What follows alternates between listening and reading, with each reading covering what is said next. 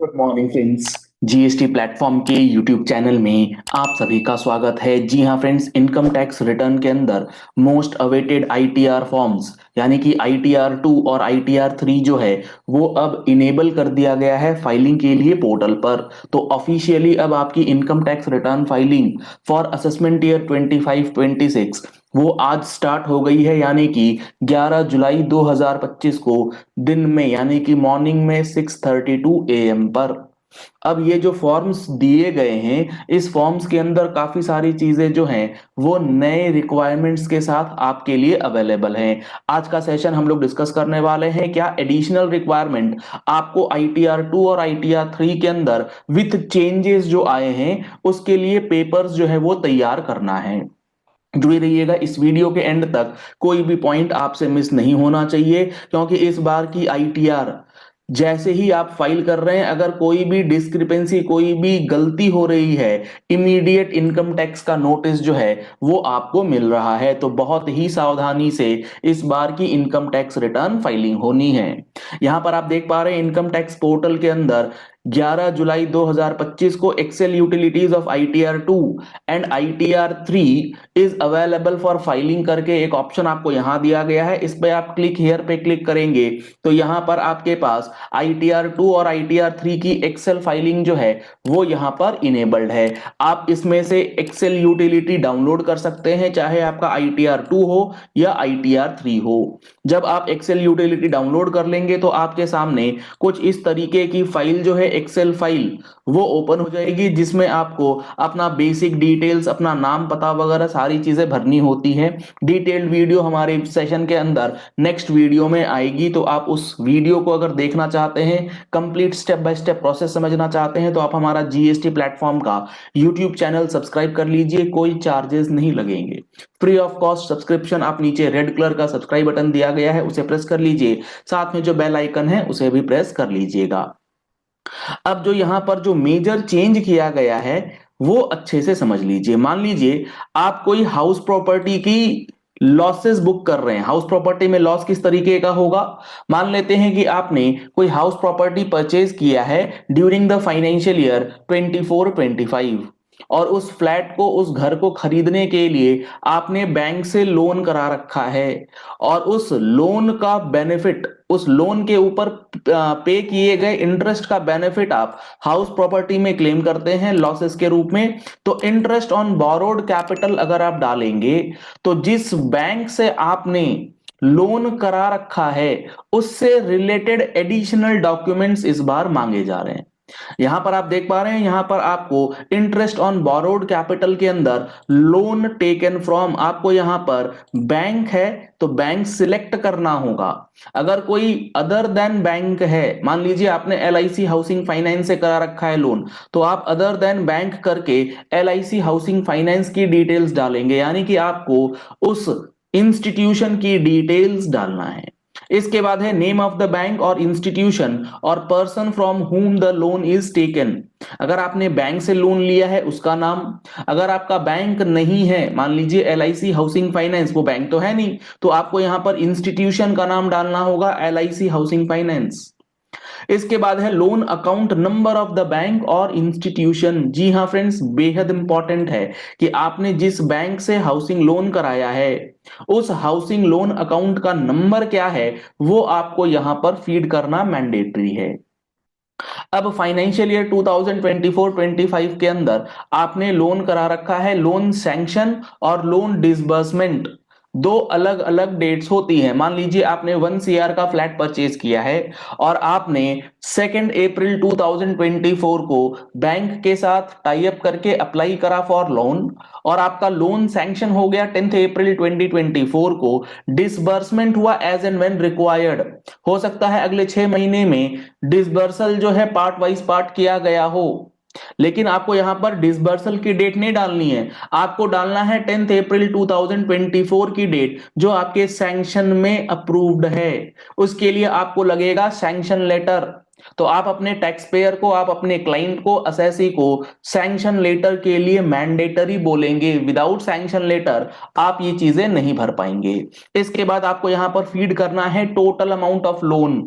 जी हाँ friends, total amount of loan, मान लीजिए आपने 1 करोड़ रुपए का फ्लैट लिया है और आप 1 करोड़ रुपए की जब फाइनेंसिंग कराने जाते हैं तो उसमें आपको मान लीजिए 80% फाइनेंस किया जाता है, 80 लैक्स। और उसके बाद बैंक्स में ये कहते हैं इंश्योरेंस, ये वो बहुत सारी उसमें कंडीशंस जो है लगी होती हैं। तो आपको ये डिसाइड करना है, ये चेक करना है अपना जो भी लोन का स्टेटमेंट है, उस लोन स्टेटमेंट से देख करके पूरी डिटेल समझने के बाद कि total amount of loan actually हुआ कितना है, उस टोटल अमाउंट ऑफ लोन को यहां पर आप फीड करेंगे। Loan outstanding as on the last date of financial year, ये आपका फाइनेंशियल ईयर 2024-25 का फाइलिंग हो रहा है, तो 31 मार्च 2025 को आपके बैंक स्टेटमेंट में, बैंक स्टेटमेंट मतलब लोन के स्टेटमेंट में बैलेंस कितना है, यहां पर आपको दो तीन चीजों का ध्यान रखना है जो एडिशनल डॉक्यूमेंट्स चाहिए। एक तो सैंक्शन लेटर, दूसरा चाहिए बैंक स्टेटमेंट यानी कि लोन का पूरा स्टेटमेंट, वो शेड्यूल नहीं जिसमें आपकी इंस्टॉलमेंट फिगर्स लिखी होती हैं, कंप्लीट स्टेटमेंट चाहिए होगा आपको, जिससे आपको यह पता लगेगा कि लोन का आउटस्टैंडिंग बैलेंस एज ऑन 31 मार्च 2025 क्या है, वो आपको यहां पर फीड करना है। यहां पर अगर आप देखेंगे तो loan outstanding as on the last date के लिए इन्होंने जो इंस्ट्रक्शन बता रखा है ये बेहद इंपॉर्टेंट है। Loan outstanding as on the last date of financial year can not be less than 0 in table 24b of schedule hp, you may please enter as 0 if it becomes negative as a result of excess payment। मान लीजिए आपने 1 करोड़ का loan करा रखा था, आपने 1 करोड़ 10 लाख रुपए का पेमेंट करा हुआ है, तो नेगेटिव 10 लाख रुपीज हो गया, तो वो आपको नेगेटिव नहीं डालना है, यहां पर 0 ही डालना है। इंटरेस्ट ऑन बोरोड कैपिटल कितना है, आपने ड्यूरिंग द फाइनेंशियल ईयर 2024-25 कितना अमाउंट इंटरेस्ट के रूप में पे किया है, वो आपको यहां पर फीड करना होगा।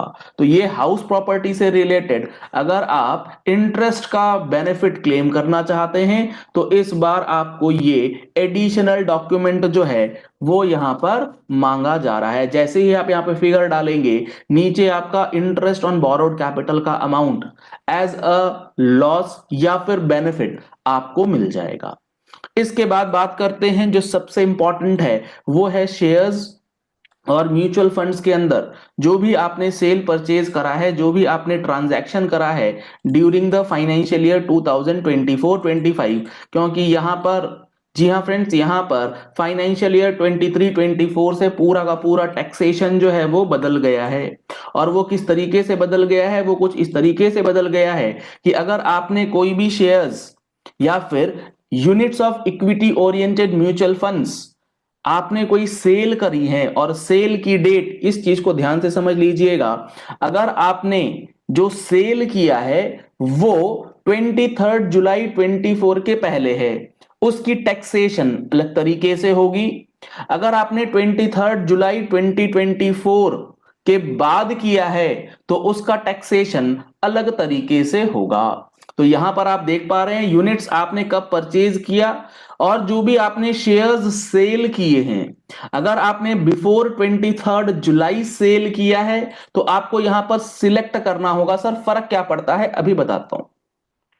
और अगर आपने 23 जुलाई या उसके बाद सेल किया है तो आपको यहां पर पूरा कंप्लीट कैपिटल गेन का स्टेटमेंट, वो शॉर्टकट वाली चीजें यहां पर अब नहीं चलेंगी।